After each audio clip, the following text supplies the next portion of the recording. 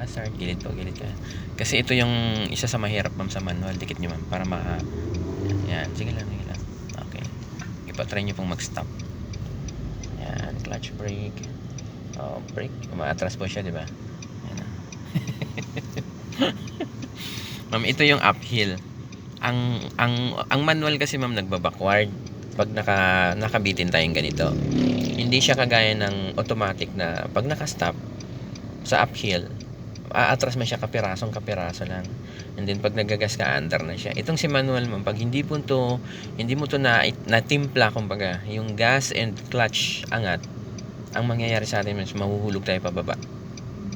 Okay. So pag hindi mo na angat si clutch ng hanggang biting point, ganyan. So ang gagawin mo yun ma'am, from brake, apply gasoline bago mo angatin si clutch. So normal po yan ma'am, nahuhulog, di ba? Pag inaangat mo nga yung clutch, bumababa na siya eh. So ang gagawin mo ngayon, from brake, gasoline, yan parang ganyan. Tapos angatin mo si clutch. Sige, try mo. Angat clutch. Angat pa si clutch. Sige pa, nahuhulog ka na. Angat pa si clutch. Yan, hanggang ganyan lang. Toink. Clutch brake pa. Clutch brake pa. Clutch brake. Clutch brake. Brake. Yan. So namatay po ang makina, di ba? Ibig sabihin nun ma'am, maganda na yung angat mo sa clutch. Tinanggal mo yung paa mo kay gasolina. Okay. Start pa kaya.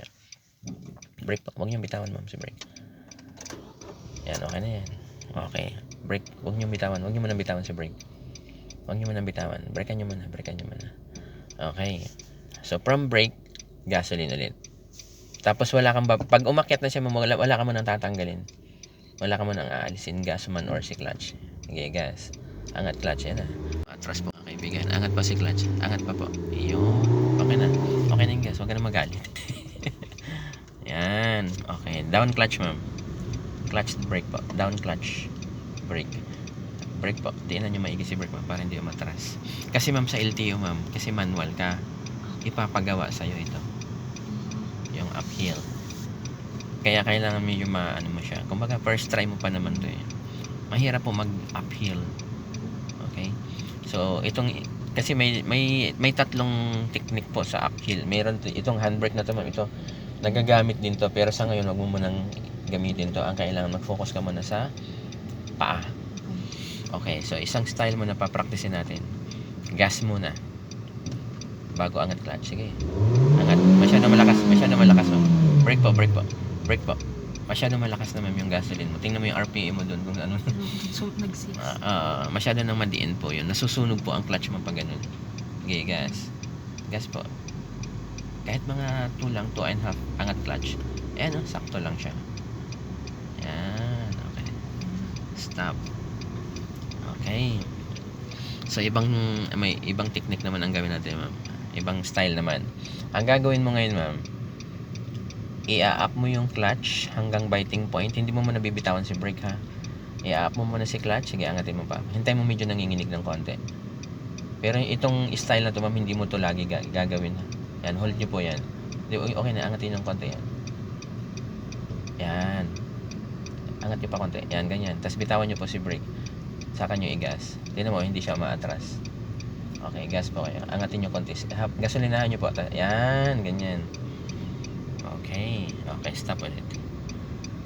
Clutch down. Brake. Madiin na brake. Okay. So, yung style na yun, ma'am, yung angat mo na clutch na nanginginig, huwag siya laging gawin kasi sabi ng mekaniko, nasisira si clutch. Okay. Kaya, kahit nung mga truck driver, ma'am, yung, di ba, mabibigat ang dala nila, gasolina talaga ma'am inaapakan nila bago nila angatin si clutch. Kaya mapapansin mo yan kung manual or automatic yung sasakyan kasi may kunting backward. Ibig sabihin nun, ang ina-apply ng driver, bitaw brake, gas muna bago angat yung clutch. Kasi yun talaga ma'am ang maganda po sa Apple. Doon din kasi masusubok talaga yung bilis at timing ng paa sa gas and clutch. Pero yung technique na yun ay inangat mo muna si clutch bago mag-gas. Pag talagang kailangan talaga. Pag yung naiilang ka sa likod, yung natatakot ka, kasi baka mamaya may shotgun yun.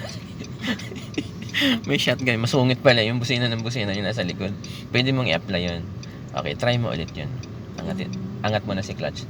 Debrake ka mo na. Yung angat mo na si clutch. Unti-unti mo lang.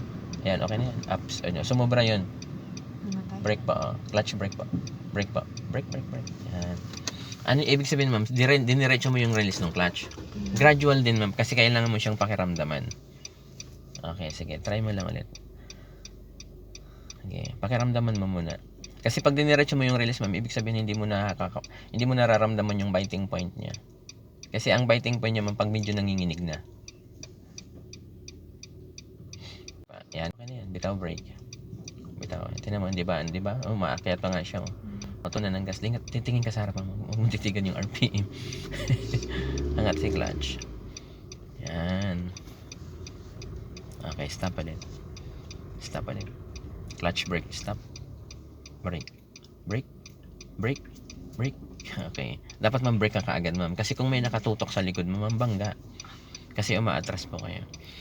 Yan. So, try nyo pa ulit, ha.